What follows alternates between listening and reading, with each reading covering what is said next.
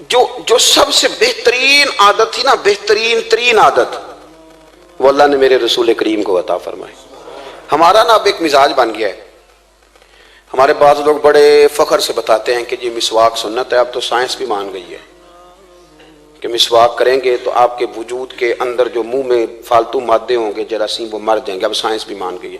مجھے کبھی کبھی اس لفظ سے بڑی تکلیف ہوتی ہے، میں کہتا ہوں کہ سائنس اگر نہ مانے تو ہمیں کوئی اس پہ فرق پڑتا ہے؟ نہ مانے سائنس، ہمیں کیا لینا دینا سائنس سے؟ سائنس تو کبھی کچھ کہتی ہے پھر کبھی کچھ اور کہنے لگ جاتی ہے، سائنس کا کیا ہے؟ سائنس کو منوانا ہماری ڈیوٹی۔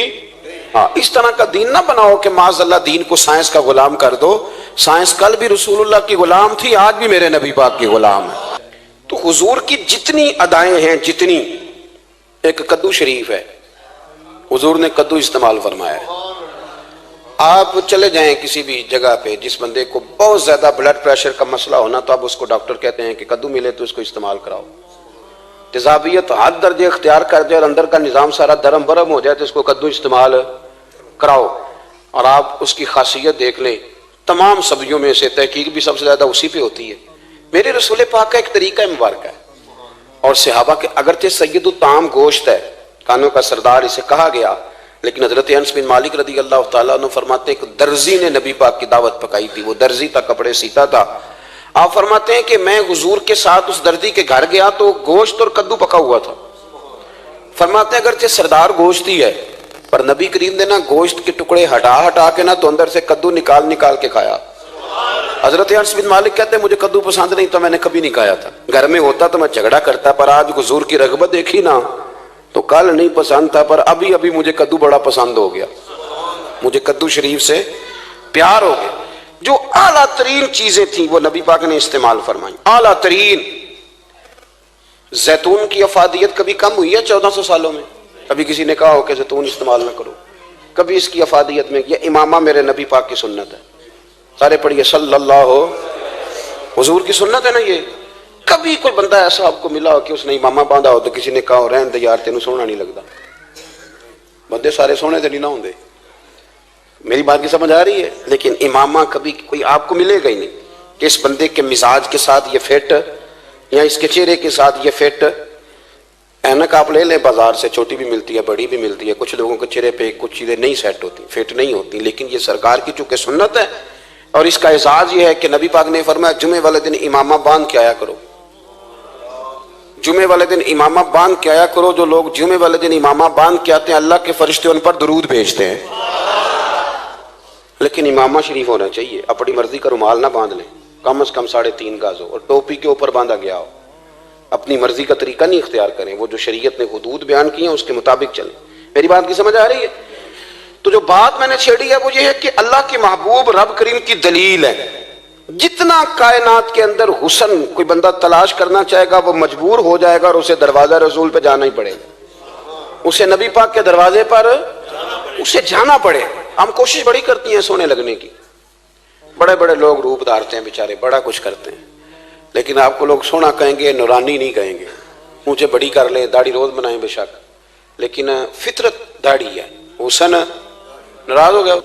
اور داڑھی بڑی سمجھدار ہے، کبھی عورت کے منہ پہ نہیں آتی، آتی مرد کے منہ پہ ہے، مرد کے منہ پہ داڑھی آتی۔ چلے میں کوئی بات نہیں کرتا ورنہ میں تو حنفی ہوں، میرے امام صاحب تو اس بندے کی گواہی قبول نہیں کرتے جس نے داڑھی نہ رکھی ہو، وہ کہتے ہیں اس کی شہادت کچہری میں قابل قبول نہیں ہے، وہ تو قبول نہیں کرتے اس کی شہادت کو بھی۔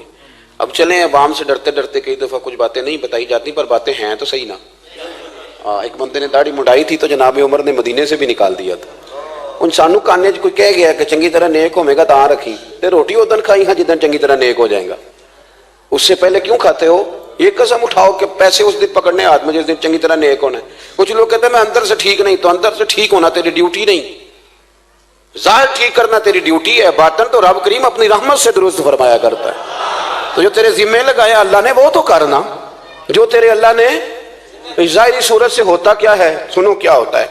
مولانا رومی نے لکھا ہے حضرت موسیٰ علیہ السلام کے زمانہ مبارکہ میں ایک شخص تھا تو حضرت موسیٰ علیہ السلام کی نقلیں اتارتا تھا۔ آپ کتنا لمبا کرتا پہنتا تھا، ہاتھ میں چھڑی پکڑتا تھا، تھوڑا غصے سے بولتا تھا، معاذ اللہ نقل اتارتا تھا۔ جناب موسیٰ کلیم اللہ علیہ السلام کی قوم کا جب غلبہ ہوا تو انہوں نے نکال دیا اس کو، تو نقلیں اتارتا ہے، وہ نکل گیا، شہر سے باہر نکال دیا۔ حضرت موسیٰ کلیم کہتے ہیں میں ایک دن کوہ طور پہ گیا ہوا تھا، تو رب کریم نے مجھ سے فرمایا کہ فلاں جگہ فلاں درخت کے نیچے میرا ایک دوست انتقال کر گیا ہے، اسے اٹھائیے، غسل دیجیے، کفن دیجیے، جو اس دور کا طریقہ تھا، تدفین کر دیں۔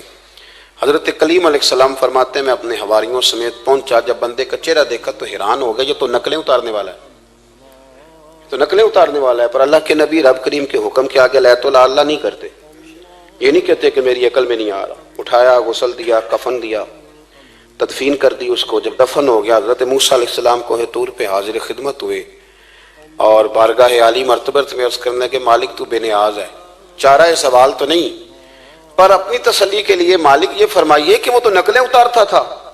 تو رب کریم نے فرمایا موسیٰ بات یہی ہے، پر میں نے اسے مرتے وقت ایمان نصیب کر دیا، وہ آپ کا کلمہ پڑھ کے دنیا سے گیا ہے اور توبہ کر کے گیا ہے، تو مالک اتنی کرم نوازی کیوں ہوئی؟ تو رب کریم نے فرمایا موسیٰ جب وہ تیری طرح بن سور کے نکلتا تھا نا، تیری ادائیں اپناتا تھا تو مجھے پیارا ہی بڑا لگتا تھا، وہ پیارا لگتا تھا۔ یارو دیکھو نا ترمذی شریف میں حدیث ہے، میرے رسول پاک علیہ السلام نے فرمایا میرا امتی جب سفید داڑھی لے کے قبر میں جائے گا نا، داڑھی اور وہ بھی سفید، تو رب فرشتوں سے فرمائے گا اسے عذاب نہ دینا، یہ میرے محبوب کی سنت سفید داڑھی لے کے آگے، مجھے شرم آتی ہے اسے عذاب دیتے ہوئے۔ آپ بات کو سمجھے کہ یہ حضور کی سنت کا اعزاز جو اللہ کی بارگاہ میں، رب کے حضور جو سنت کا اعزاز، اس لیے کہ کائنات میں سب سے اعلیٰ ترین جو کام تھا وہ کیا ہی میرے مصطفیٰ کریم نے، اعلیٰ ترین عمل نبی پاک کا، اعلیٰ ترین، اور طریقہ مبارکہ میں حسن اور جاذبیت، اور آپ اندازہ کر لیں ہم لوگ پٹری سے اتر جاتے ہیں، مرضی کرتے ہیں، ہمارا مزاج ہے جتنا مرضی کو کہے کہ الکوہل والی خوشبو استعمال نہ کریں، پر ہم کوئی نہ کوئی دلیل نکال کے لے ہی آتے ہیں، لیکن خوشبو اس دور میں بھی اتنی بکتی ہے جس کی حد نہیں، اور لوگ اپنی اپنی ضرورت کے لیے اس کو استعمال ہے۔ ان 1400 سالوں میں 1450 سالوں میں ایک دفعہ بھی ایسا نہیں ہوا کہ یہ کاروبار کہیں ٹھنڈا ہوا ہو۔ حرم شریف اللہ آپ کو لے جائے تو مسجد نبی میں سونے کی دکان کے ساتھ خوشبو والی دکان ہوتی ہے، یعنی اتنا مہنگا کاروبار ہے کہ جتنا کرایہ سونے کی دکان والا دے رہا ہے اتنا ہی خوشبو کی دکان والا دے رہا ہے، اتنا مہنگا یہ کاروبار ہے۔ ایک دن بھی اس کام کی اہمیت کم نہیں ہوئی، اور رسول کریم نے کیا فرمایا؟ صحابہ کہتے ہیں 3 چیزوں سے کبھی منع نہیں کرتے تھے، کوئی تکیہ دیتا تھا تو قبول کرتے تھے، کوئی بندہ اگر حضور کو دودھ پیش کرتا تھا تو نبی پاک قبول کرتے تھے، اور اگر کوئی شخص حضور کو خوشبو دیتا نا تو حضور جلدی قبول فرماتے تھے، یہ مزاج تھا۔ تو جو اعلیٰ ترین چیزیں تھیں ان کو میرے رسول کریم صلی اللہ علیہ وسلم نے کیا، ہمیں کر کے دکھایا۔ ہمارا ظاہری حلیہ، آج بھی اہل عرب لمبا کرتا پہنتے ہیں، آپ لمبا کرتا پہن لیں، حیا کے زیادہ قریب ہے۔ کھلا لباس حضور پسند کرتے تھے، یہ شرم و حیا کے زیادہ قریب ہے، اس کے اندر انسان کا پردہ زیادہ ہے۔ وہ ساری اعلیٰ قسم کی صفات جن سے ایک آدمی متصف ہو سکتا ہے اور اپنے آپ کو سجا سکتا ہے، اپنے معاملات کو ٹھیک کر سکتا ہے، وہ ساری رسول پاک نے ہمیں عطا فرمائی۔ ایک حضور کا طریقہ مبارکہ تھا کہ سامنے والے جتنے لوگ حضور کے دائیں بائیں رہتے تھے ان کا خیال کرتے تھے۔ ہم تو خیال رکھواتے ہیں نا اپنا کہ سارے مل کے میرا خیال، میری عزت نہیں کرتا تو میری، تو میں کہتا ہوں کہ یہ تو یہاں اپنی عزت کی بھیک مانگی ہے یا اپنے لڑائی کر کے عزت لی ہے، ایسا نہ کریں۔ آپ عزت دینی شروع کر دیں، اللہ آپ کو سکون عطا کر دے، آپ احساس کریں دوسروں کا۔ حضور نہ شدت کے ساتھ، یہ اعلیٰ سنت ہے میرے نبی پاک کی صلی اللہ ہو، سارے پڑھیے درود شریف صلی اللہ ہو، یہ اعلیٰ سنت ہے۔ آپ دیکھیں نا بخاری مسلم میں موجود ہے، حضور فرماتے ہیں میرا دل چاہتا ہے میں لمبی نماز پڑھاؤں، لمبی نماز پڑھاؤں، دل میرا چاہتا ہے، لیکن فرمایا جب میں دیکھتا ہوں نا کہ پیچھے بچے بھی کھڑے ہیں، بوڑھے بھی کھڑے ہیں، بیمار بھی کھڑے ہیں، تو گویا حضور فرمانے لگے میں بندوں کا احساس کر کے رب کی نماز چھوٹی کر دیتا ہوں، میں مختصر پڑھاتا ہوں۔ اور مسند امام احمد بن حنبل میں حدیث کے لفظ ہیں کہ اگر کوئی نبی پاک کا انتظار کر رہا ہوتا تھا تو نماز مختصر پڑھتے تھے اور اس کو فارغ کر کے بھی لمبی نماز پڑھتے۔ ایسا نہیں کہ اب آئے ہیں 4-5 لوگ تو ان کو پتہ چل جائے کہ حضرت جی بڑی تگڑی نماز پڑھتے ہیں، بڑے صوفی صافی آدمی، یہ نہیں، بلکہ نماز، بلکہ مسند امام احمد بن حنبل میں تو وہ خوبصورت حدیث موجود ہے۔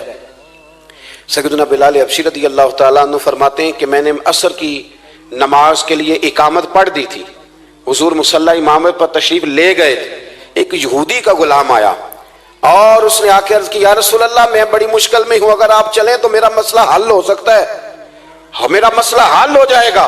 تو تو حضور کے احساس کی شدت کا یہ حال تھا کہ نبی کریم نے نمازیوں سے فرمایا تم بیٹھ جاؤ، میں پہلے اس کا کام کر کے آتا ہوں۔ خدا کے بندے تو ہیں ہزاروں، بنوں میں پھرتے ہیں مارے مارے، میں اس کا بندہ بنوں گا جس کو خدا کے بندوں سے پیار۔ احساس کی شدت یہ حضور کی سنت ہے، اور بہت زیادہ خیال رکھنا دوسرے کا، یہ میرے نبی پاک کا طریقہ ہے۔ دوسروں کو سوچنا، دوسروں کے لیے بات کرنا، دوسروں کے لیے دعائیں کرنا، ان کے احساسات کا خیال رکھنا۔ سیدہ طیبہ طاہرہ حضرت عائشہ صدیقہ رضی اللہ تعالیٰ عنہ فرماتی ہیں ایک دن سرکار مجھ سے فرمانے لگے عائشہ جب تم مجھ سے ناراض ہوتی ہو تب بھی مجھے پتہ چل جاتا ہے، جب راضی ہوتی ہو تب بھی پتہ چل جاتا ہے۔ یہ ہمارا یہ مزاج نہیں ہوتا گھر کے اندر بھی، ہم گھر کے اندر بھی نواب صاحب ہی ہوتے ہیں، یعنی گھر جا کے کہانیاں سناتے ہیں، کہتے ہیں تمہیں پتہ ہے میں کڈا اوکھا ہوں، کمائی کیڈی مشکل ہے، پیچھے پیچھے ہٹ جاؤ سارے، میں فتح کر کے آیا ہوں، ابھی کیٹو سر کر کے آیا ہوں۔ ایک بچہ پانی لے کھڑا ہو جائے، دوسرا دودھ کا گلاس لائے، بیگم صاحبہ فٹافٹ آئیے، ایسے نہیں کریں۔ میرے رسول پاک علیہ السلام کی پیاری زوجہ کہتی ہیں حضور گھر آئے، کھانا مانگا، میں نے عرض کی حضور میرے سر میں درد ہے، تو پڑھو نا ابن اسحاق کو۔ محبوب فرمانے لگے لا میں تجھے آٹا گوندھ دیتا ہوں، تو مجھے روٹی پکا دے۔ یہ بھی سنت ہے نبی پاک کی، ان چپ کر گئے ہو، یہ بھی حضور کی سنت ہے، یہ بھی سرکار کا طریقہ ہے۔ کبھی کبھی گھر میں جھاڑو دینا یہ بھی نبی پاک کا، حضور کام میں ہاتھ بٹاتے تھے نا ازواج کا، یہ والی سنت کس دن ادا کرنی۔ ایک دن میں نے جمعے میں یہ بات کی تو ایک بچہ مجھے کہنے لگا حضرت صاحب یہ سنت ادا سے کر لیجیے پر ساڑھے ابے نے بھی تو سمجھاؤ نا، ہنسنا نہیں جی مسجد میں اونچا۔ کہنے لگے وہ بیگم صاحبہ ایک دن بیمار تھیں اور سخت بیمار تھی، تو میں نے چائے کا کپ بنا دیا، علامہ بیچاری مجھے روز بنا کے دیتی ہے، تو میں نے بنا دیا تو ابا جی کہنے پتر رائے دیا آتا نہ خراب کر لیں، تو اب آپ تو سنت کچھ اور بیان کر رہے ہیں۔ میں کہ تسی شروع کرو نا تاکہ تواڈے بچے تو نہ یہ سوال کرن، یہ راج تسی کر رہے ہو، تو اس میں بھی کوئی حکمت ہوگی۔ بزرگ اگر کوئی بات کرتے ہیں تو وہ بھی کوئی اتنی بری نہیں ہوتی، اس کے اندر بھی کوئی نہ کوئی حکمت ہوتی ہے، لیکن اپنے گھروں کے ماحول میں خوبصورتی لائیں، یہ سٹیٹس نہیں اہل اسلام کا۔ بات سمیٹنے کی طرف آ رہا ہوں۔ حضرت عائشہ صدیقہ رضی اللہ تعالیٰ عنہ فرماتی ہیں حضور فرمانے لگے کہ جب تم راضی ہوتی ہو تب بھی مجھے پتہ چل جاتا ہے، اور جب ناراض ہوتی ہو تب بھی۔ تو میں نے کہا یا رسول اللہ صلی اللہ علیہ وسلم وہ کس طرح؟ آنکھیں میں نے کھول لی، حضور کس طرح؟ تو دیکھو نبی پاک سامنے والے کے جملوں کا بھی احساس کرتے، خیال کرتے کہ سامنے والا کہاں سے بات کر رہا ہے۔ اللہ کے محبوب فرمانے لگے تمہیں اگر کبھی قسم کھانی ہو نا، تمہارا مزاج ہے، قسم کھانی پڑے اور تم مجھ سے ناراض ہو تو پھر تم کہتی ہو مجھے ابراہیم کے رب کی قسم، اور جب تم راضی ہو اور قسم کھانی پڑے تو کہتی ہو مجھے محمد مصطفیٰ کے رب کی قسم۔ تو جناب عائشہ کہتی ہیں میں زبان سے ہنس رہی تھی اور آنکھیں میری آنسو برسا رہی۔ میں نے کہا محبوبہ اتنا خیال کرتے، یہاں تک آپ کو احساس، یہاں تک پتہ ہوتا ہے، یہاں تک میرے رسول کریم علیہ السلام لوگوں کا احساس کرتے، خیال کرتے، شوق پیدا کرتے، وارفتگی ہوتی۔ کئی دفعہ حضور فرض نماز پڑھ کے گھر چلے جاتے، تھوڑی دیر کے بعد آتے مسجد میں نماز پڑھ لیتے۔ کئی دفعہ قاضی اعجاز مالکی رحمۃ اللہ علیہ اس کو لکھنے کے بعد اس کی شرح میں فرماتے ہیں اصل بات یہ تھی کہ حضور جب تک مسجد میں رہتے تھے صحابہ ادباً بیٹھے رہتے تھے، تو حضور فرماتے ہیں میں جاؤں گا نہیں تو یہ بھی نہیں جائیں گے، تو سرکار گھر تشریف لے جاتے تاکہ لوگ اپنے اپنے کام میں لگ جائیں، اور پھر حضور واپس آ جاتے۔ ایک تو اپنی ظاہری وضاقت میں سادگی لائیں۔ ہماری بہت ساری مشکلات کی اصل وجہ یہ ہے کہ تکلف بڑا بڑھ گیا، بڑا تکلف بڑھ گیا۔ ہم کوشش کرتے ہیں دوسروں کے برابر جانے کی، ہمیں کیا ضرورت پڑی ہے دنیا سے مقابلہ کرنے کی؟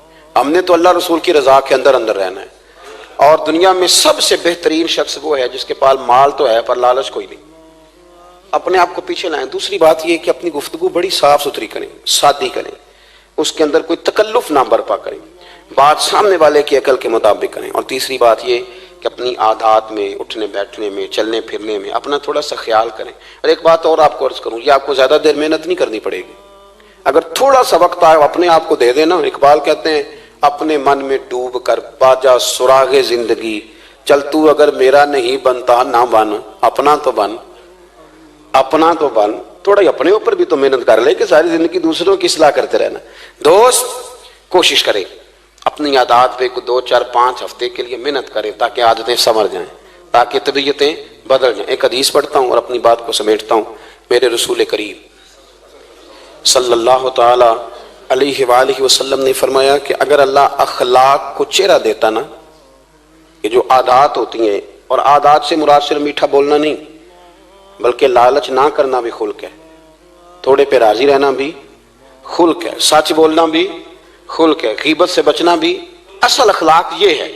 میٹھا تو کئی دفعہ لوگ اپنے مطلب کے لیے بھی بول لیتے ہیں، وقتی طور پر کام نکالنے کے لیے بھی بولتے ہیں۔ تو حضور نے فرمایا کہ اگر خلق کو اللہ تبارک و تعالیٰ چہرہ عطا کرتا تو کائنات میں سب سے بہترین چہرہ حسن اخلاق کا ہوتا، سب سے اچھا اور خوبصورت۔ اور فرمایا اگر بدخلقی کو اللہ چہرہ دیتا تو بدصورت ترین چہرہ اس کا ہوتا۔ اس کا کیا معنی ہوا کہ اگر ہمارا کردار اچھا ہے، سوچ اچھی ہے، لوگوں کے بارے میں نظریہ اچھا ہے، احساس ہے، تو پھر ہمارے اندر دنیا کا سب سے خوبصورت انسان موجود۔ لیکن اگر ہمیں اپنی ذات کے علاوہ شاید نظر ہی کوئی نہیں آتی، ہم خود غرض ہیں، جھوٹ بولتے ہیں، غیبت کرتے ہیں، بدنگاہی کرتے ہیں، لوگوں کے بارے میں بدگمانی کرتے ہیں، کسی کو حقیر سمجھتے ہیں، ذات پات کے چنگل میں الجھے ہوئے، تو پھر ہمارے اندر ایک بدصورت ترین شخص بیٹھا ہے۔ جتنی مرضی کنگھی کریں، جتنا مرضی آپ اپنے آپ کو سنواریں، اندر کی بدصورتیاں جا سکتی نہیں۔ تو کوشش فرمائیں کہ اللہ ہمیں اخلاق کا اعلیٰ جو ہے وہ وزن عطا کرے، اعلیٰ شعور عطا کرے۔ اللہ تعالیٰ میری اور آپ کی حاضری کو مستجاب فرمائے۔ آخر دعوانا الحمدللہ۔